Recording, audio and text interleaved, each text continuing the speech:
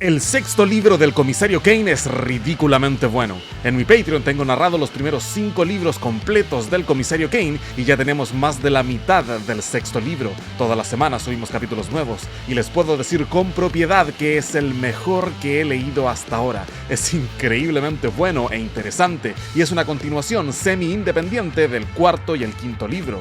A continuación les voy a narrar un extracto del capítulo que subimos la semana pasada en Patreon. Si les gustan mis narraciones y quieren escuchar todos los libros anteriores, en Patreon están narrados completos. El link va a estar en la descripción. Desde ya, muchas gracias por apoyarme y sin mucho más que añadir, comencemos. La situación es peor de lo que pensaba, le dije tranquilamente a Trevelyan, con lo que me pareció una actuación encomiable.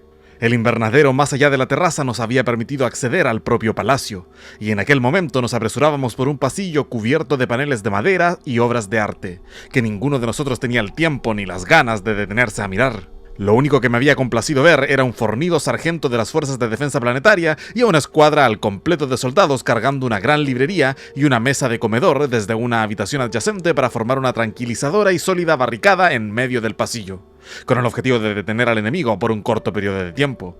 Y corto iba a ser, en efecto, si estaba en lo cierto acerca de las identidades de nuestros no deseables visitantes. Pero cualquier respiro sería útil para que el gobernador, y más importante aún, yo mismo, pudiéramos ponernos a salvo. El enemigo quiere ocupar el palacio y sin duda asesinarle en el proceso, para así propagar la alarma y el desaliento entre el pueblo, dijo Trevelyan, sonando muy tranquilo al respecto, aunque supongo que estaba tan acostumbrado a ocultar sus verdaderos sentimientos como yo mismo.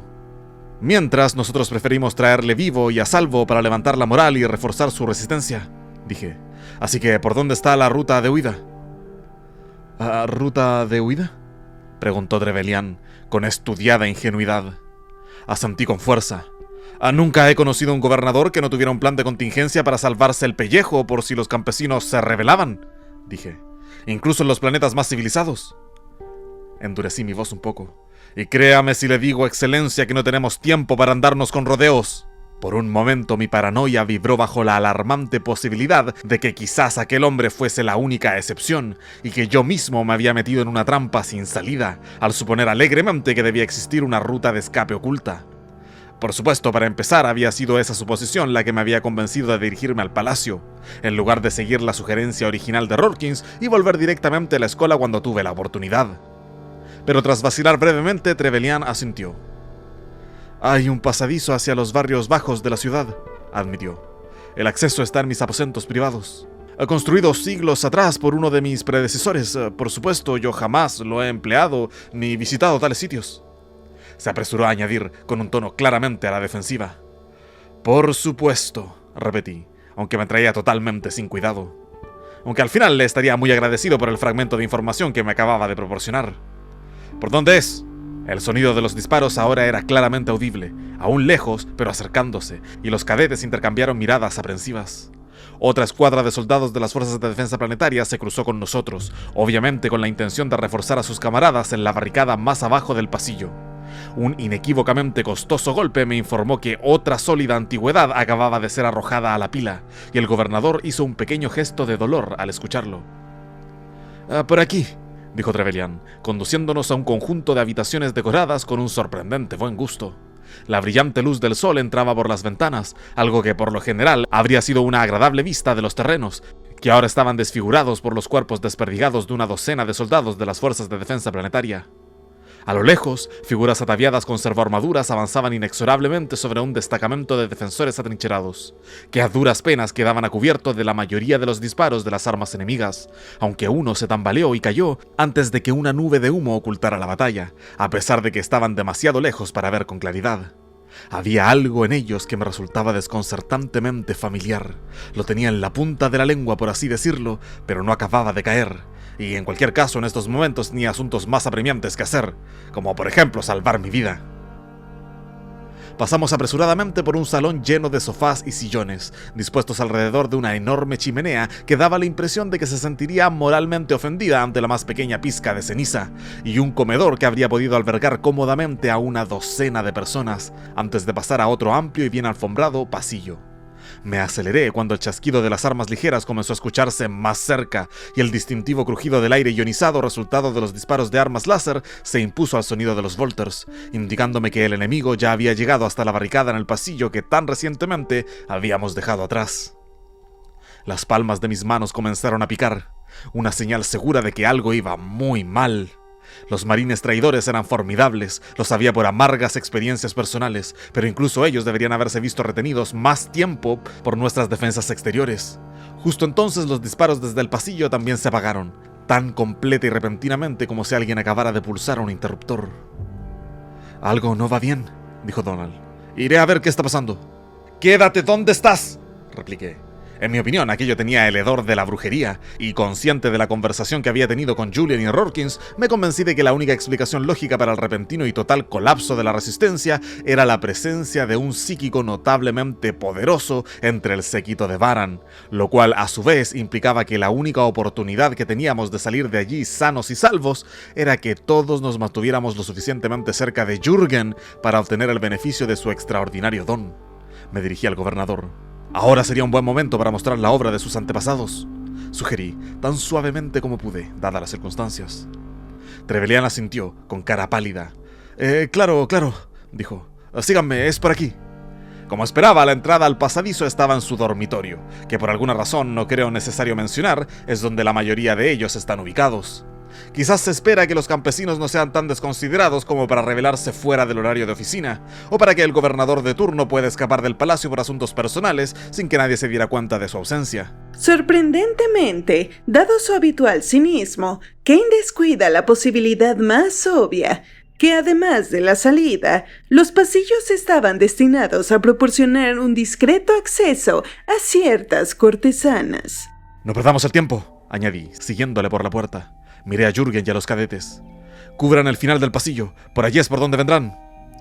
«Muy bien, señor», dijo Jürgen, que ya apuntaba con su melta en dirección al fondo del pasillo, mientras que el cuarteto de cadetes trataba de cubrirse como podían, detrás de las puertas o con las mesas que habían repartidas a lo largo de la sala. «¿Su sobrina también está en el palacio?», le pregunté a Trevelyan, mientras comenzaba a empujar un sobrecargado armario, que parecía como si hubiera estado allí desde que el emperador llevaba pantalones cortos. Si lo estaba, en lo que a mí respecta, quedaba a su suerte, pero no había nada malo en mostrar interés por nuestro objetivo secundario. El enorme trozo de madera no parecía tener prisa en moverse, así que me dispuse a arrimar el hombro para moverlo, y entre los dos logramos desplazar la maldita cosa lo suficiente como para poder descubrir un escáner de código genético y la tenue silueta de una angosta puerta en la pared. ¿Y Lyria?», Trevelyan agitó la cabeza. «No, se ha ido de casa. Se aloja en el hotel de la finca Marskel». No tenía ni idea de dónde quedaba eso, pero sin duda Rorkins podría enviar a alguien a recogerla más tarde, tan pronto como tuviera la oportunidad de decírselo. No estaba dispuesto a confiar una información tan sensible en los canales Vox.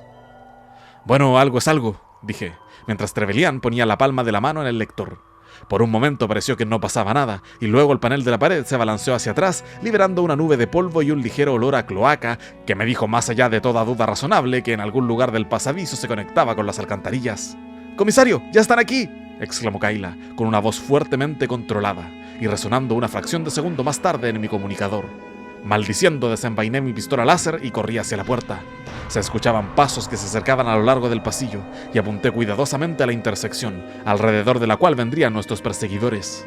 Para mi alivio, sin embargo, las pisadas se correspondían a botas normales, nada que ver con los fuertes golpes de las botas de servoarmaduras, y comencé a relajarme un poco. «No disparen hasta que estén seguros de tener un objetivo», dije, mientras adoptaba una posición de disparo apuntando con mi arma. Mi precaución estuvo justificada un momento después, cuando los soldados de las Fuerzas de Defensa Planetaria que habíamos visto por última vez manejando la barricada detrás de nosotros aparecieron en el pasillo. Era desconcertante que aparentemente se hubiesen dado la vuelta y huido tan precipitadamente, pero bajo las circunstancias yo estaba preparado para hacer concesiones. Incluso los soldados de la Guardia Imperial se lo habían pensado 2 veces en permanecer en su puesto frente a las legiones traidoras, aunque esperaba que se hubieran retirado de una manera más ordenada. En cualquier caso no sería un problema si pudiéramos llevárnoslos con nosotros. Nunca está de más contar con algo de carne de cañón entre el peligro y uno mismo. Por si acaso mantuve mi pistola en alto, pues las palmas de mis manos me picaban más que nunca, a pesar de que, como en tantas ocasiones, no lograba identificar la razón exacta de mi inquietud.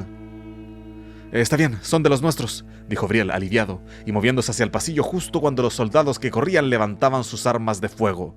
Eso era lo que me estaba inquietando. De repente me di cuenta de que estaban avanzando como hombres que se preparan para entrar en combate y no huyendo del enemigo. Sin embargo, antes de que pudiera gritar una advertencia, abrieron fuego. Brielle recibió 4 o 5 disparos en el pecho que casi lo partieron por la mitad. Se tambaleó hacia atrás, con una expresión casi cómica de asombro en su rostro. No tenía sentido arriesgar el cuello de nadie más para tratar de arrastrar su cuerpo hasta la cobertura, pues no tenía dudas de que ya estaba camino al trono dorado incluso antes de golpear la ensangrentada alfombra. ¡Muerte a los siervos del dios cadáver!, gritó el sargento, y devolvimos el fuego a discreción, ansiosos por vengar a nuestro camarada caído. Al menos los cadetes supervivientes, Jürgen y yo éramos demasiado experimentados como para tomarnos personal la pérdida de Brielle. Al menos mientras el asunto más apremiante de nuestra propia supervivencia ocupaba la mayor parte de nuestra atención. La primera fila de traidores se tambaleó bajo las ráfagas láseres que les lanzamos. 2 de ellos cayeron al suelo, donde entorpecieron el avance de sus compañeros, y entonces el melta de Jürgen dio buena cuenta de ellos. ¡Dejen de disparar!, grité, indicando a nuestros supervivientes el dormitorio del gobernador. Habíamos ralentizado la carga enemiga, pero yo no me hacía ninguna ilusión de que la siguiente oleada fuese a ser tan fácil de manejar, ni de que nuestros antiguos aliados tampoco estuvieran completamente fuera de combate. Lo que fuera que les había hecho cambiar de bando parecía haberles convertido en fanáticos como los madasanos, con los que me había encontrado antes, e incluso cuando Jürgen y los demás empezaron a retroceder para unirse a mí, se confirmaron mis peores presentimientos. Los soldados que habían escapado de las heridas, o que solamente habían sufrido heridas superficiales, volvieron a abrir fuego tan pronto como pudieron.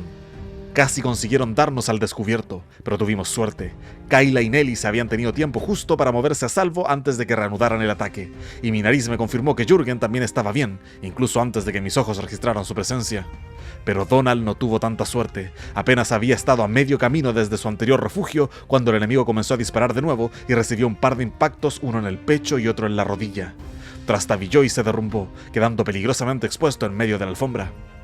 ¡Cúbranle!, ordené, esperando que pudiera arrastrarse hasta un lugar seguro, pero el muchacho se movía como un pez recién sacado del agua, incapaz de levantarse, y perdía sangre a gran velocidad. La sangre roja brillante manchaba la parte delantera de su abrigo, haciendo que la tela negra adoptara un desagradable y pastoso color óxido antes de gotear al suelo, mientras su rostro se iba tiñendo de gris. ¡A su orden, señor! Jürgen sacó el melta alrededor del marco de la puerta y envió una voraz ráfaga ardiente de energía por el pasillo. Esta vez su disparo salió un poco alto e incendió los paneles de madera, pero obligó a los traidores que nos atacaban a escabullirse a toda prisa hacia el cruce del pasillo, dejando a sus muertos y heridos donde habían caído. Dudé por un momento, pero incluso cuando logré superar mi renuencia a moverme, fui consciente de que no tenía otra opción. Si dejaba que el muchacho se desangrara o peor aún cayera en manos del enemigo, perdería el respeto de los cadetes supervivientes, y sin duda iba a necesitar en el futuro que me siguieran sin duda alguna si quería salir de esta situación con el pellejo intacto. Y no podía olvidar a Trevelyan. Por lo que a él respecta, yo era el legendario libertador de Perlia, el guerrero que había salvado su planeta en el pasado, y hasta el más mínimo indicio de que yo era tan falible como cualquier otro, probablemente acabaría con cualquier oportunidad que tuviéramos de usarlo para unir a la población contra el invasor. Respiré hondo, lancé un par de disparos con mi pistola en dirección al enemigo y salí de la puerta tan abruptamente como mi réplica mecánica en ese horrible reloj de la Plaza de la Liberación. El tiempo pareció ralentizarse, como suele suceder a menudo cuando estoy en peligro de muerte inminente, y tuve tiempo de sobra para fijarme en lo que me rodeaba mientras levantaba a Donald y volvía a disparar hacia el otro extremo del pasillo. Satisfecho de que el único enemigo en movimiento que podía ver era un soldado que había sufrido severas quemaduras gracias al melta de Jürgen y que posiblemente no iba a sobrevivir más de unos minutos. En cualquier caso, empecé a retroceder, manteniendo al cadete herido entre el fuego enemigo y yo.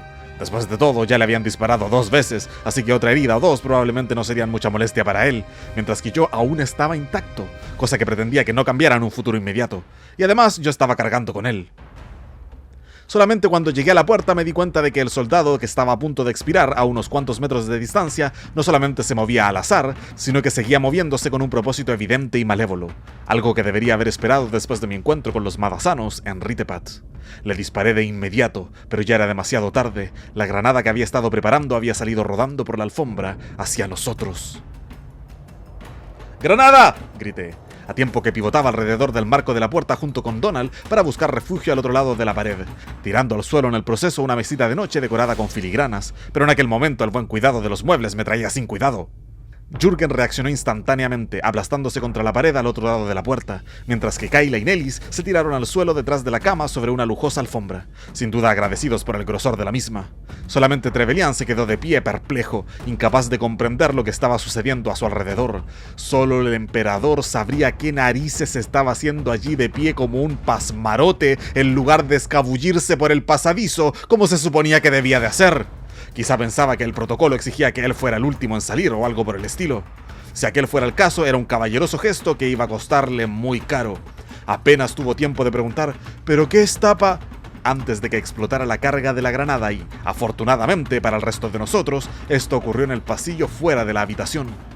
Fragmentos de metralla silbaron por el aire y el desafortunado gobernador se encogió ante los impactos como un saco de grano que hubiera sido usado demasiado a menudo para practicar con las bayonetas. Uf, le dieron muy duro, me informó innecesariamente Nellis poco después.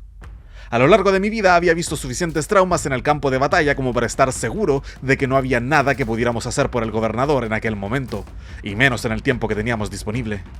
Me giré hacia Jürgen, que estaba aplicando un vendaje de presión en una fea herida en el pecho de Donald. Aparte de tener la mala fortuna de haber sido alcanzado, esta se había agravado aún más, pues al parecer uno de los suboficiales, entre aquellos chaqueteros, tenía como arma de mano una automática, en lugar de un arma láser preferida por sus compañeros.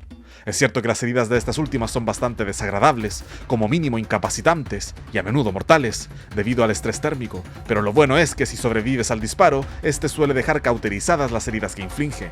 Por el contrario, las balas no lo hacen, permitiendo que continuara sangrando con consecuencias fatales, si es que alguien no podía tratar la herida para evitarlo. ¿Cómo está Donald?, le pregunté. He estado mejor, comisario, dijo Donald, manteniendo su típico tono despreocupado, aunque para mí fue evidente lo mucho que se tuvo que esforzar para ello. Jürgen negó con la cabeza. ¿Va a necesitar un cirujano, señor?, me dijo sin rodeos. ¿Y me temo que no vamos a encontrar ninguno por aquí? Haga lo que pueda, le dije. Cósalo lo suficiente como para que se pueda mover. Jürgen asintió, aunque su expresión me dijo todo lo que necesitaba saber sobre lo que opinaba de aquella idea.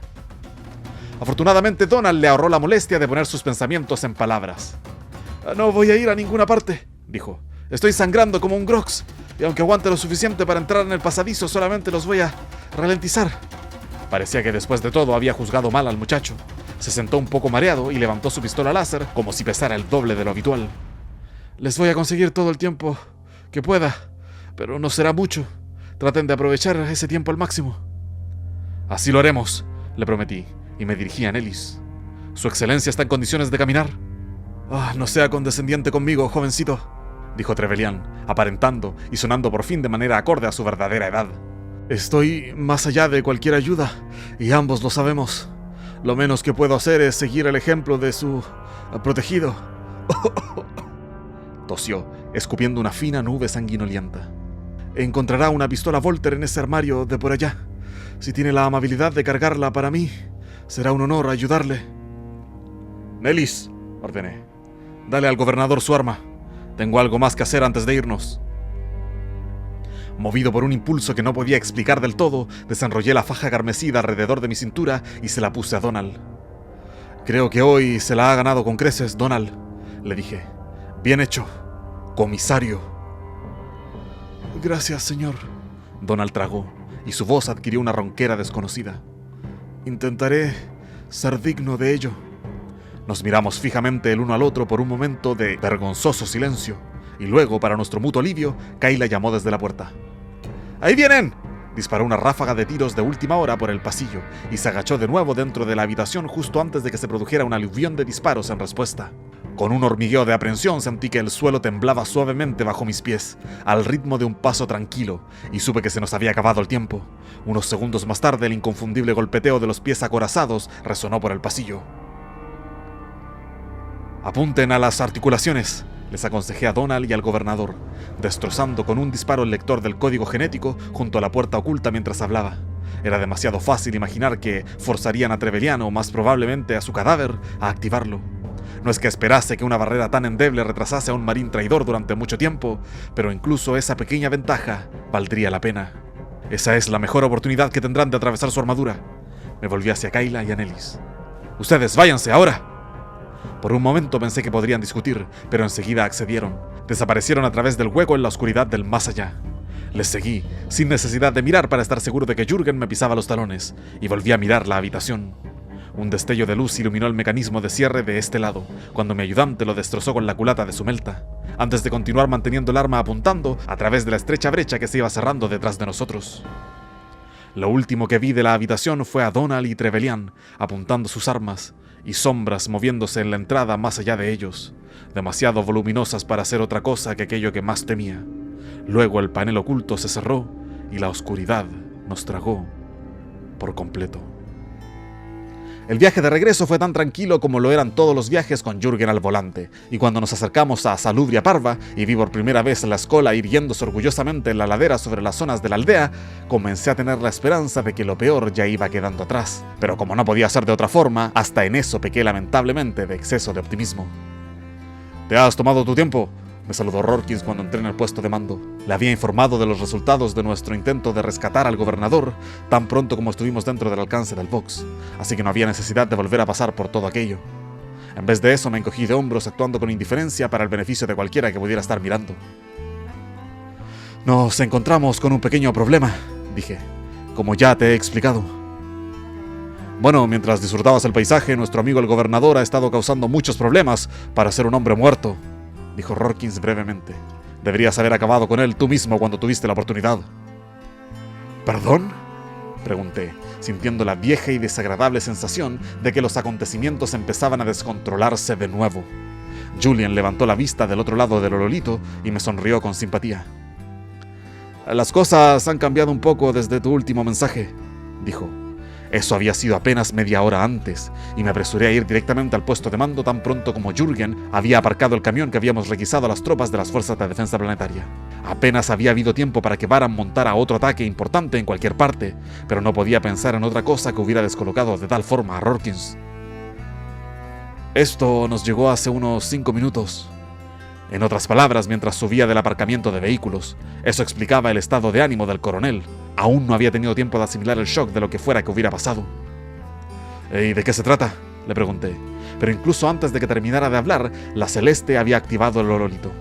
La cara de Trevelyan apareció, casi tan demacrada como la última vez que lo había visto, y sentí como si me hubieran dado una patada en el estómago. Baran debía de haberle proporcionado algún Medicaid en ese momento, y solamente había una razón por la que se habría molestado en hacerlo. Cuando el gobernador habló, fue para confirmar mis peores temores. «Ciudadanos de Perlia», comenzó. «Les hablo a todos ustedes con la esperanza de evitar más derramamientos innecesarios de sangre. Las fuerzas de liberación recién llegadas a nuestro mundo no son nuestros enemigos, a pesar de las mentiras y la propaganda que se les ha dado para fomentar esa impresión. Nos traen la libertad a todos aquellos que estemos dispuestos a abrazarla. La libertad del sofocante yugo del gobierno imperial que aplasta a cualquiera que destaque por encima de su gris y aburrido manto de conformidad y que ha arrancado de nuestro lado a tantos de nuestros seres queridos para alimentar las insaciables fauces del tiránico monstruo. Bajen las armas y den la bienvenida a nuestros nuevos amigos para que juntos podamos avanzar hacia una nueva y aún más gloriosa era». «Bastardo traidor», dijo Rorkins apretando la mandíbula. Trevelyan todavía estaba hablando, y le hice un gesto a Julian para que cortara la grabación. Ya había visto y oído más que suficiente. «Están en todos los canales de Pictonoticias y Vox a los que pueden llegar», dijo. «Nuestros amigos tecnosacerdotes están causando interferencias donde pueden, lógicamente, pero aún no han podido bloquear su emisión». «Ya veo», comenté, tratando de asimilar la magnitud de la situación. «Yo mismo haré una emisión denunciándolo como un traidor. Todavía contamos con mi reputación como el libertador de Perlia. Muchos perlianos respetarán eso. Por muy falsa que esta fuera en realidad», pensé para mí mismo. «Vale la pena intentarlo», dijo Rorkins. «Grabe algo tan pronto como pueda, y haremos que Visitor lo transmita desde el espacio. Están controlando la mayoría de las redes de comunicaciones civiles, pero deberíamos poder puentearlas con un relé orbital».